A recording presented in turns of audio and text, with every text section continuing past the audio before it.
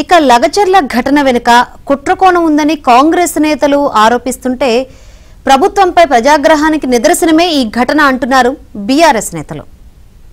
కావాలని ఒక జిల్లా కలెక్టర్ పైన లేకపోతే అక్కడ ఉన్నటువంటి ఆర్డీఓ క్యాడర్ అధికారి పైన ఇంకా ఇతర అధికారుల పైన ఒక కుట్రపూరితంగా ప్రణాళికాబద్ధంగా ప్రజాభిప్రాయ సేకరణ జరిగేటువంటి క్రమంలో ఒక ముందుగా వేసుకున్నటువంటి ప్లాన్ ప్రకారం మీరు కొద్దిమంది అరాచక శక్తులను అక్కడ పెట్టి వాళ్ళని అమాయకులైనటువంటి గిరిజనులను రెచ్చగొట్టి తద్వారా వాళ్ళు దాడి చేసేటట్టు ప్రక్రియను మీరు సృష్టించి ఈ ప్రభుత్వం ఏదో తప్పు చేస్తున్నట్టుగా ఒక భ్రమలు కల్పించడం కోసం చేసే ప్రక్రియ తీవ్రంగా ఖండిస్తా ఉన్నాను. 10 సంవత్సరాలు ఈ రాష్ట్ర ముఖ్యమంత్రిగా చేసిన కేసీఆర్ గారిని అడుగుతా ఉన్నాను. మీరు ఈ రోజు ప్రతిపక్షంలో ఉన్నారు, ఇది కరెక్టా? మీరు బయటకు వచ్చి మాట్లాడండి. మీకు బాధ్యత కలిగిన ముఖ్యమంత్రిగా 10 సంవత్సరాలు చేశారు.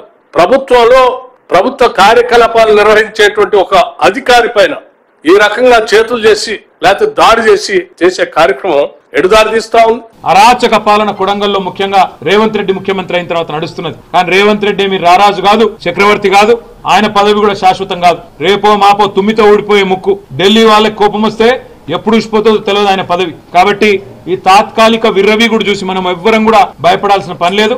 ఈ రోజు రేవంత్ రెడ్డి పరిస్థితి ఏంటి అంటే పోలీసు వాళ్ళు లేకుండా కొడంగల్ కాలు పెట్టే పరిస్థితి లేదు. ఎక్కడ కొడంగల్ ప్రజలు తంతరో తెలియదు. ఆ పరిస్థితి ఆయన తెచ్చుకున్నాడు. ముఖ్యమంత్రి అయి కూడా కొడంగల్లో స్వేచ్ఛగా తిరగలేని పరిస్థితి ఉన్నది. కాబట్టి మనం భయపడే అవసరం లేదు. భయపడాల్సింది రేవంత్ రెడ్డి, భయపడాల్సింది తిరుపతి రెడ్డి, భయపడాల్సింది కాంగ్రెస్ నాయకులు తప్ప ప్రజల కోసం పోరాడుతున్న మనం కానే కాదు.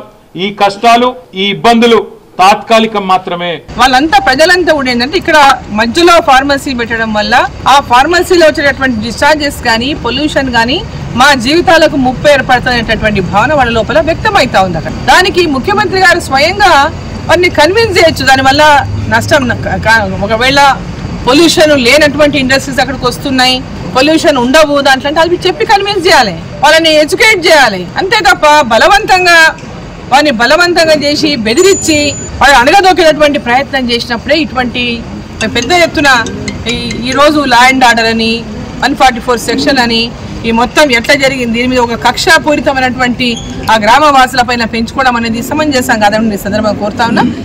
వాళ్ళకు ఒక విశ్వాసాన్ని కలిగించండి. ఆ విశ్వాసం కలిగించి కన్విన్స్ చేసినప్పుడు అక్కడ వాళ్ళు ప్రశాంతంగా ఈ ఇండస్ట్రీస్ కానీ ఇంకేమైనా వేరే ఫ్యాక్టరీలు పెట్టాలనుకున్నా ఇది వాళ్ళకు అపోహలు ఉన్నాయి, అటువంటిది ఏమీ లేదు అన్నప్పుడు మీరు దాని క్లారిటీ